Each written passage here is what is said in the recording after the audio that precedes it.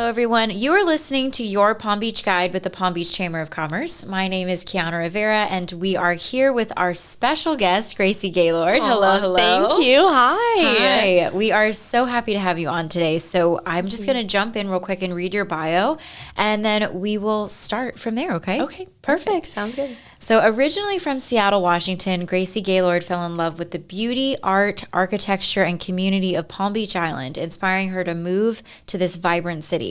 After immersing herself in the community and participating in numerous local events, Gracie realized a gap in attracting younger generations to these incredible opportunities that celebrate and uplift the arts.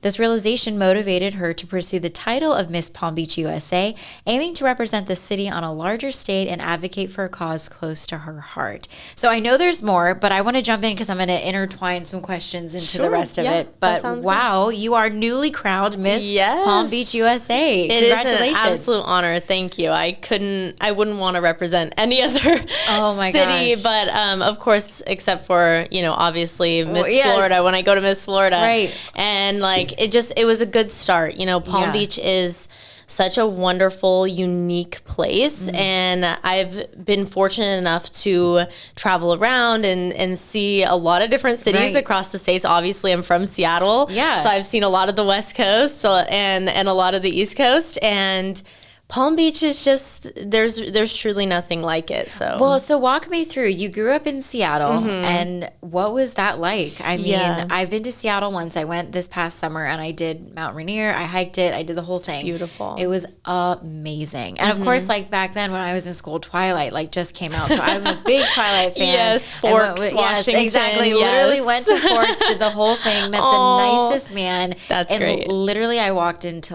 early 2000s Twilight store where it was, especially if you go during the right time of the year. Gosh, it was insane. All the mist. It was. And then we hiked in the tree. I mean, it was just amazing. So tell me about that. Tell me about growing up there. So I grew up in a small town outside of Seattle, maybe an hour south of Seattle, called Gig Harbor, Washington. Okay. So originally, when it was first settled, it was a fisherman's town. Right. So that's kind of what we were known for. And I grew up outside of town on a farm. No way. Okay. We had, I think, 42 acres, and we had chickens and horses and ducks and donkeys. We had a bunch of fun things like that. And so I grew up in, a diaper and rain boots running around a farm. And then I always had a love for, the arts, and I did ballet and ballroom. Oh, you did? Okay. Yeah, and then I played piano for a while. I was not very good, if I'm being honest, but did your parents kind of were they also really passionate about the arts, and that's how you started in that, or was it something you're I think I would like to try this? Yeah. So my parents, they were not into it, but I mean they enjoyed it. I always call myself now an enthusiast. Yes. I love the arts. I love to watch and partake, but I don't think you always have to be the artist. Right.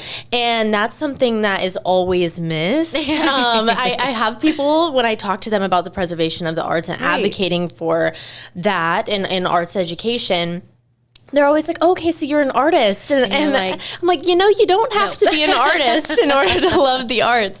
But yeah, so they didn't partake in the arts per se, but they did always encourage me whenever I was interested in something. I'm very fortunate to have good parents that were do it, try it, why not, So when you were in Washington and you decided that, okay, my season in Washington is over. You graduated in Washington, I assume. And So I graduated high school. And then what did that transition look like? It says that you graduated from Liberty. Yeah. So how'd you hear about Liberty? Yeah. So originally, I went to ASU, so Arizona State. I did 2 years there. I lived in Arizona, and then I ended up working for a nonprofit.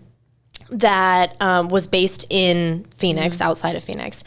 And then I stopped working there, and I didn't really want to stay in Arizona. I knew that, I'm continuing my education, but I graduated high school during COVID. I was a 2020 graduate. Wow. And so I'm almost 23 years old. And so it was a different experience for me when you go to college and you're not having that true experience of, you know, maybe the sororities and the student body life. That's what I did. I did the student body in high school, and so I wanted to do that in college. I didn't end up doing that. And so it was a lot different than what I was going, like what I pictured it. And I thought, you know, I'm doing everything online anyway. And for me, like, faith is a big part of my life. And I'm Baptist, so it made sense. It was a perfect lateral. And I think everything happens for a reason, whether you're, you know, a believer or not. I think everyone can agree that there's a reason for everything. And so when I got the opportunity to go to Liberty and lateral, it was perfect. And then it really afforded me the opportunity to be able to have flexibility to move to Palm Beach. Yeah. Well, so little quick story. So I grew up here and I went to Jupiter Christian. And then basically when everybody who graduates from Jupiter Christian, and truthfully any private Christian school here, King's Academy, whatever it is, I feel like the top tier schools are either PBA or Liberty. Yeah. And you kind of choose which one. So I picked PBA. Cute. Aww. I picked PBA. So I went to PBA for college. But that's funny you mentioned Liberty because a lot of my friends went to Liberty. Yeah. And then of course, like, we all moved back home, and it's like I see them shopping now, and it's like, hey, how's it going? What's going on? Well, it's crazy. I'm going to age myself, but I'm coming up. So you know Joe Danahy? Yes. So I went to high school with him. Oh. Yes. And so we graduated in the same class, and I was just talking to him about this the other day. I was like, we've been out of high school for like 10 years. I feel really old right now. I feel so old. But I love that you were able to have that flexibility. And on top of that, too, you really chose, I think, because of your faith and the direction that you believe is a part of your life, led you to Liberty and led you to take that step of faith. Because that's a really big deal. I mean, college is like, that college decision is like a very defining moment in what happens to you as an adult. Yes. I think. So. And during COVID, it was like, what do I do? Because I was going to go to Boise State, so I was going to go to Idaho. My gosh. And then it was like this whirlwind of decisions that sent me to Arizona. And all in COVID, by the Lord. way. Yeah, thank the Lord it did, because I made so many great friends. Good. My sister actually followed me to Arizona. Okay, good. And she met her fiance. So it was like, you know, I always say maybe that was... I take credit for that. You're like, this is because of me. Okay? Right? You're welcome. You're welcome, sister. Yes. Yes. I love it. Well, real quick, you're listening to Your Palm Beach Guide, and today our special guest is Gracie Gaylord, and we're just going through college and high school and the early stages of life, and we were talking about Liberty. So I want to talk about how you have focused your career right now on the preservation of the arts. Yes. And again, you kind of touched on a little bit of you were passionate about it, but then what made you take that step to say, okay, this is a defining thing for me. This is going to really, I'm going to give all of it and all of myself into this cause. Yeah, so it really started when I moved to Palm Beach. Okay. So I came here on vacation, you know, a couple of times, and I really enjoyed, like, there were so many museums, so many different things that you could participate in and enjoy the arts. And not that we didn't have those things in Washington, but it just wasn't. It's different. Yeah, it's not as, like, our town is really centered on the arts.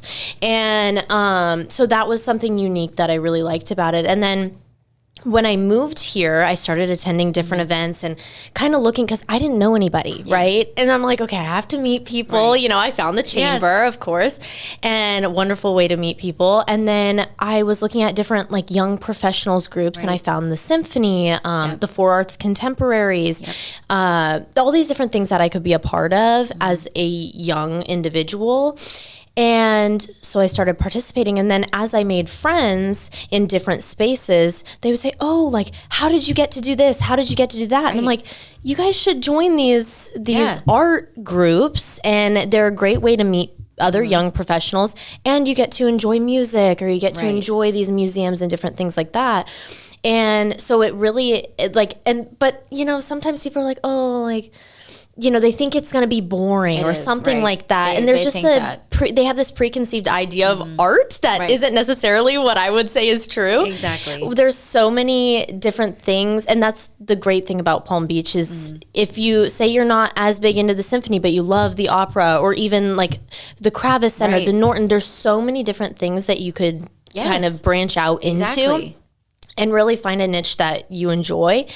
And so what really started me on that like advocating for the arts is going to a lot of these events and seeing this disconnect and age gap. There is a very distinct age gap. And obviously I know like Palm Beach is a older demographic. That's the truth. But there are a lot of young people who are coming into Palm Beach and West Palm Beach. They're calling it, what is it, Wall Street South now. So as these young people come in, I always think, who's going to take over this next generation of art lovers advocating for the arts? Because when you preserve art, you preserve history, and that's very, very important. And so hopefully, you know, as I continue on this path, I'll bring more young people into these spaces, and not just in Palm Beach, but across Florida. Right. So share a little bit just so people know, like, what organizations would you recommend that they join?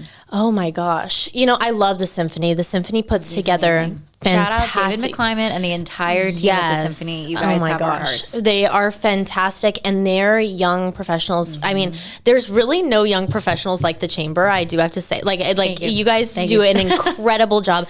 The Symphony also does an incredible job. Like you two have my you know, top praises with that. Thank you. And then the Four Arts. Is Young Contemporaries Four Arts or Young Contemporaries is a part of the Four Arts Society, I think.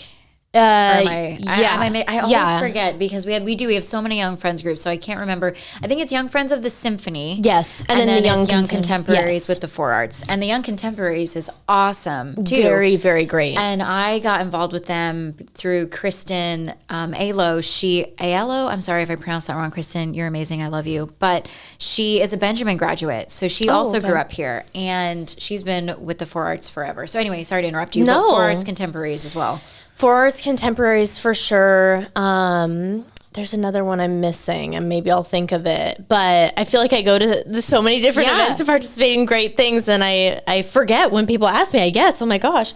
But definitely those two. I love those two. And then the Kravis Center has a young professionals.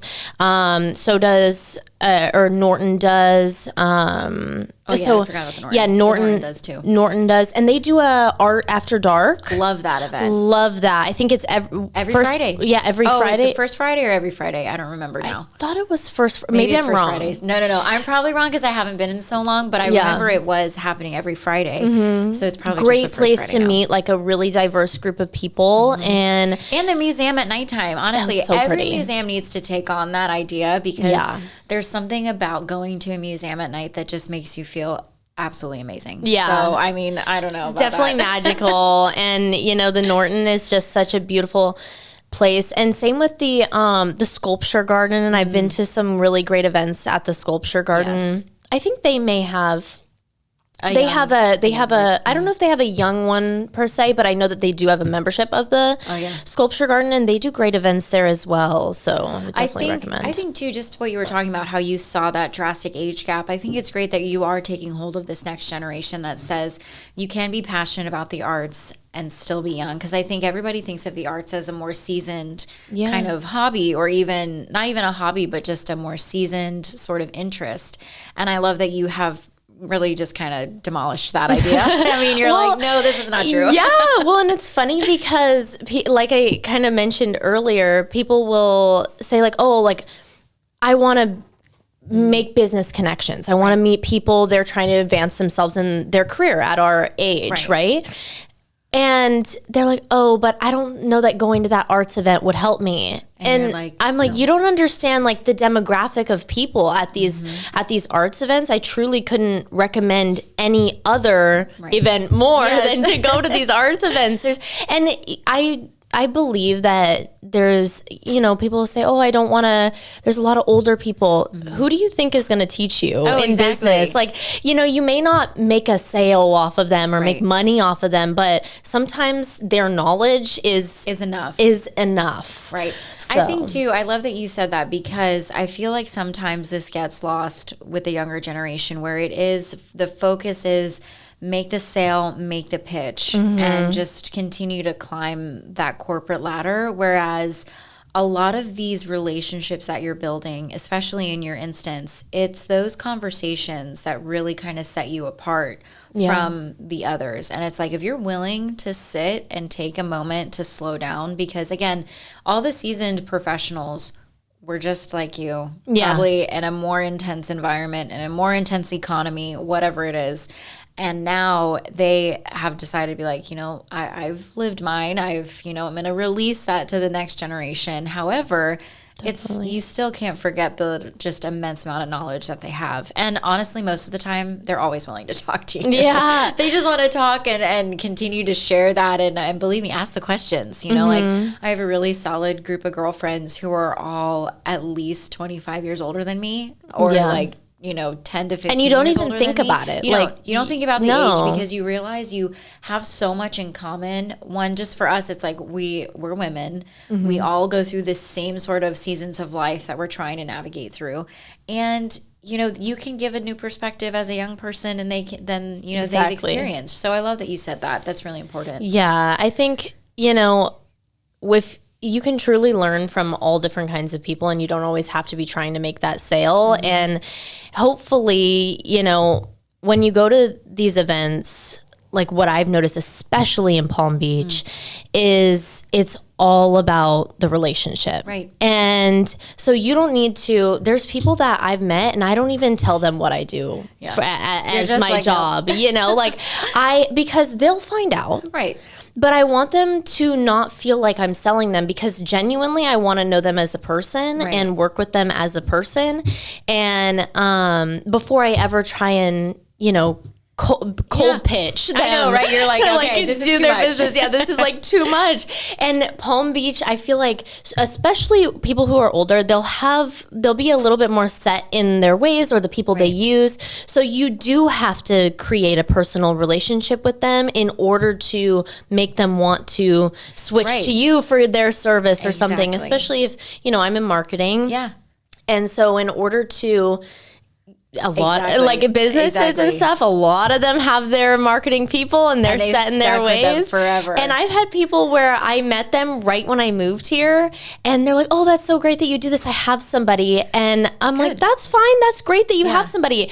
And just last month, somebody contacts me, that person, and says, I think I want to use you, and we've been friends now for a year and a half. I'm like, great, but I'm not into the cold pitching. Yeah. And I can't stand it. It's like, it really gets under my skin. And I always tell our members this, and a new member, really anybody who asks. And I'm just like, just get to know the person behind the business. Yes. I said, business will naturally come. It will naturally come. And a good friend of mine, Stacy Luliette from the Scout Guide, I love her. Yeah, she's fantastic. She is. She always says there's enough sunshine to go around. Yeah. And that is, I can't even tell you, that is so, so true, because in her space and our space, it's like there's enough. There's enough for everybody. It's true. And I love that you said that, because stop cold pitching people, okay? Stop. Please.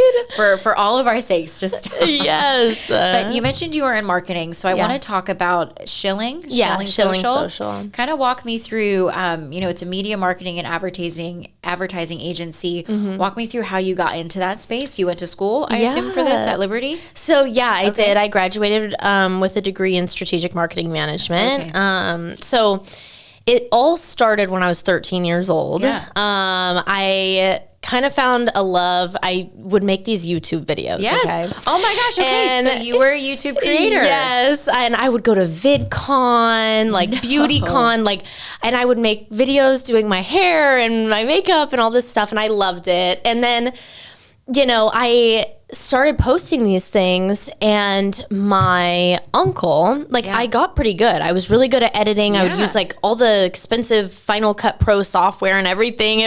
My parents really supported my dreams. Yes. That's I was amazing. Grateful. But and you taught yourself. I taught myself everything. I would watch hours of videos on how to learn all that stuff. Oh my. So I started really young. And then my uncle, he owned a chain of coffee shops, and at the time I was 13, so it would have been 10 years ago. So it would have been 2015. Yeah. And I he said, I need somebody to do my Instagram. Like, and Instagram was like, you know, kind of coming up. And nobody really knew what the heck we were supposed to do. Yeah, nobody knew what we were doing. And he said, would you, like, you make these videos, maybe you could do my Instagram and Facebook. Right. And so that was my first job. And at that time, they weren't combined. They weren't. I had to, like, I would go in and I'd make the post, and I don't even think they had like any type of scheduler, so I had to manually in real time. Yeah, and so I had an expensive camera that I would do my YouTube videos on. So I went and I would take pictures at the business, and so I started doing that when I was 13. I did that for most of my you just always had that side hustle. That's awesome. And so I was making money as a young kid, right? And then my parents, they owned coffee shops as well, so I would do it for them.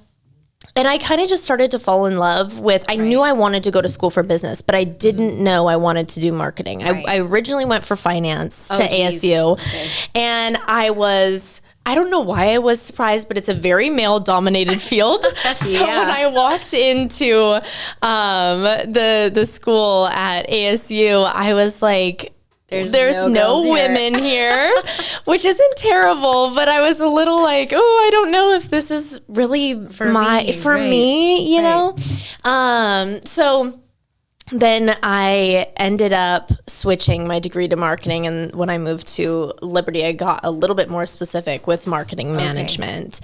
And so then, of course, I started working in nonprofits, so I paused everything that I was doing with social media. And you were working with a nonprofit while you were at Liberty? When I was in Arizona.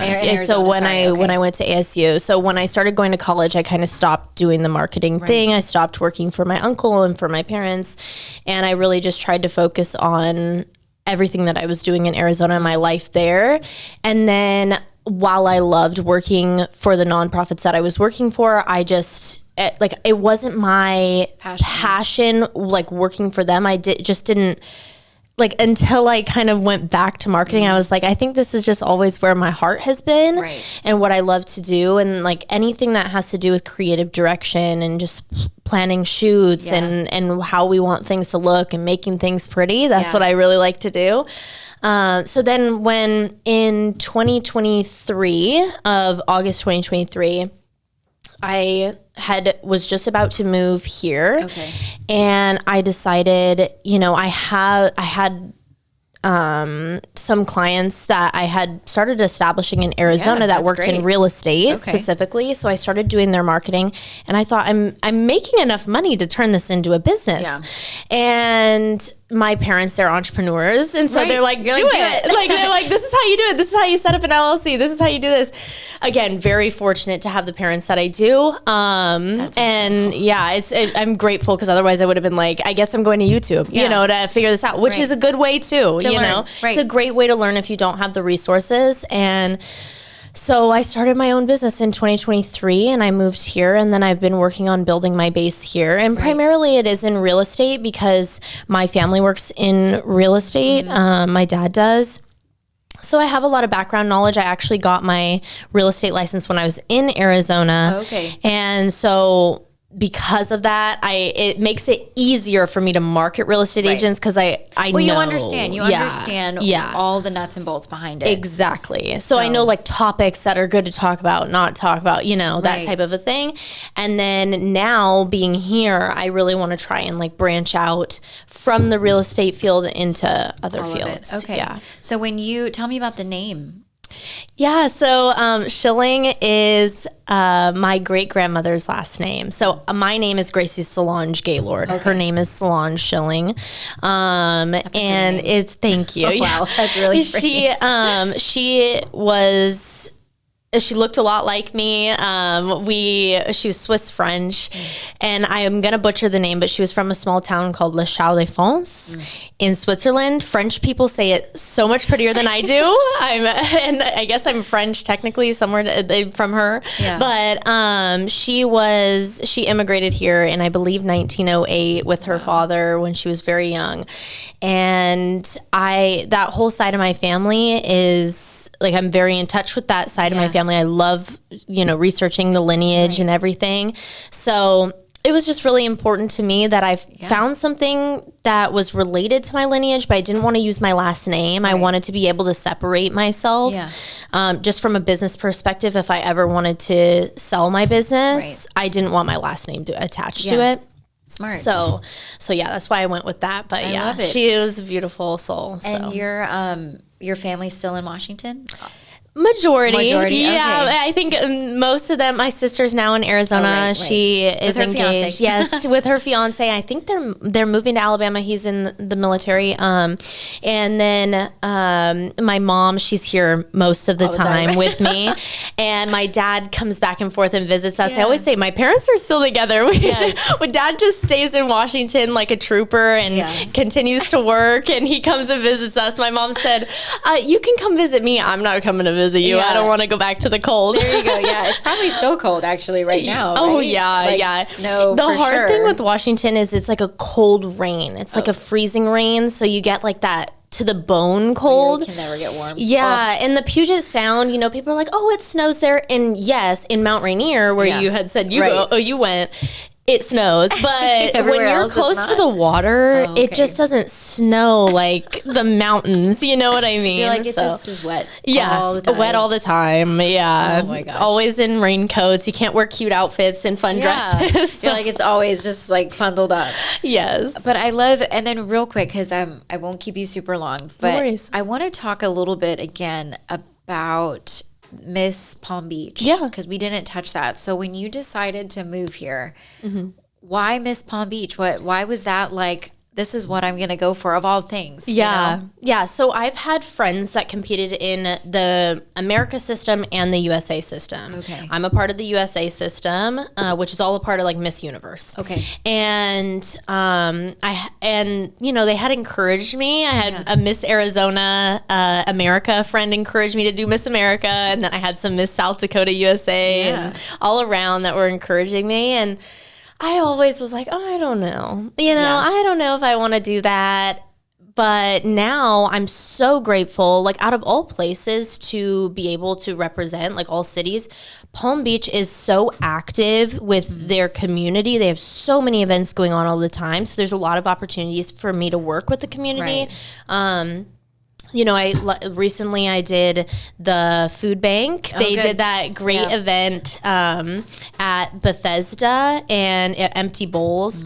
I got to volunteer with that. I've done things with Movies Making a Difference is another organization that I highly support. And they help sex trafficking victims. Sorry to interrupt you. Diana Davis. Okay, got it. Yes, Yeah. She's fantastic. I'm going to see her this afternoon. But they do such great work. And so I try and branch out too from the arts, just because I know there's so many great opportunities and organizations that I do want to try and support as many as I can. Obviously, the arts is a big one, and I continue to do that, but there are other ones as well. And then, I had a friend, Carolyn Tamarella. So she was Miss Palm Beach County. And so when I was thinking about it, I was like, I don't know. I think I might want to try it. And so I went to her and I said, we went to what's that taco place? Anyway, we went and got some tacos and we're talking about it. And I said, she's like, you should do it. Just do it. If you regret it, then don't do it again. Don't do it again, but try it. And I would never say that I regret this experience. Like has been truly amazing. And I've made wonderful friends and connections that I would have never met these people if I wouldn't have been wearing a crown and sash. So the crown is huge. The crown is huge.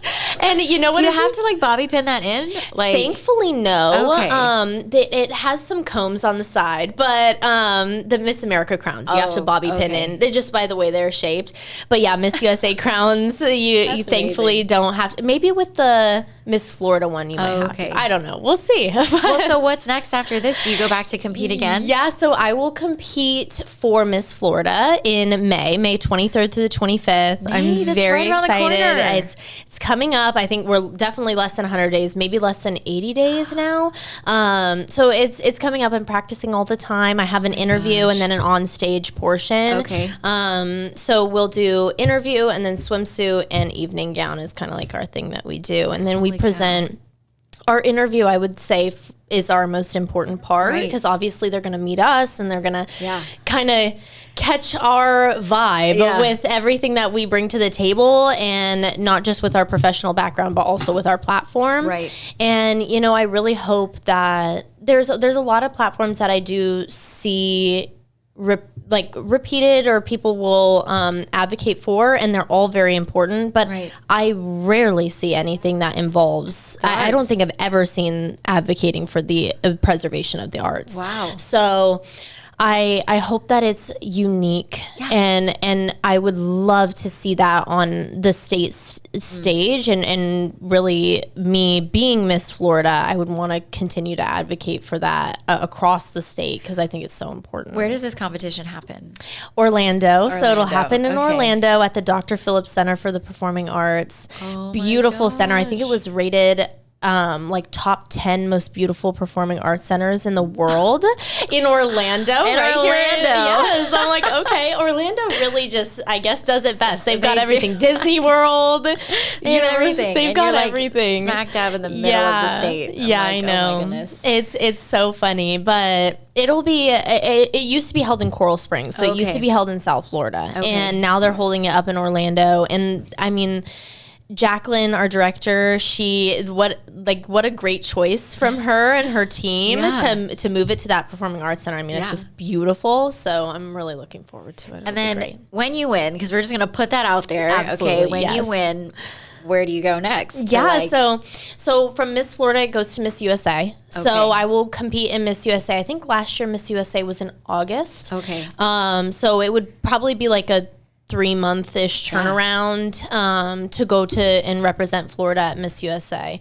And then besides representing in the national stage, I will, as my year as Miss Florida for 2025, I mean, I'll continue to advocate for the arts around the state and the preservation of the arts in all different areas. And my goal is to make it to, I think we have 68 counties in Florida. I think it's 68 counties.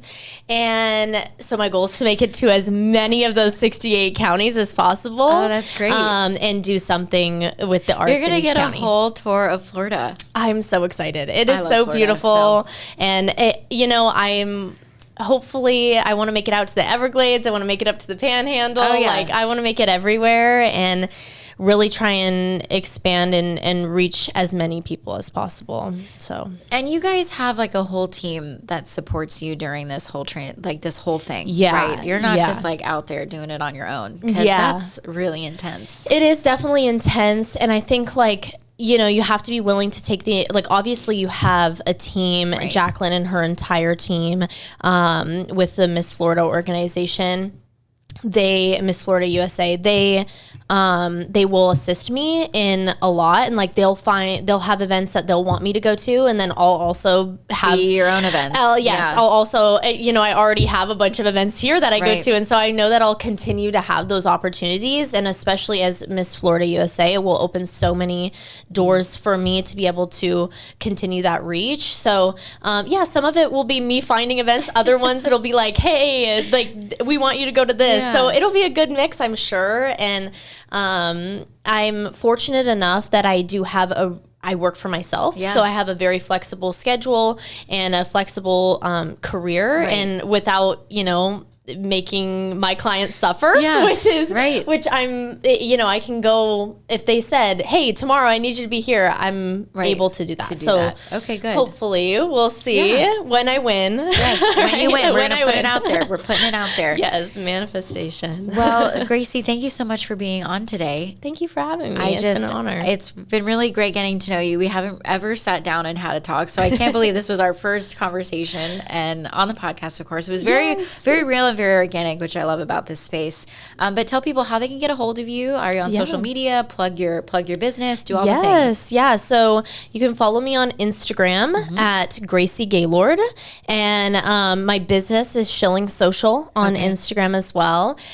Those are my two top. I love Instagram. I'm an Instagram girl. I mean, you can follow me on all platforms. I'm at Gracie Gaylord at Shilling Social on all of those. And then always feel free to reach out if you have any questions about marketing or if you have any questions about the Miss USA space or anything that you want to do in order to get involved with the arts, I am happy to be a person here for you, a resource and a friend. So, awesome. Well, thank you, Gracie. I appreciate it so much. Of course. Thank you.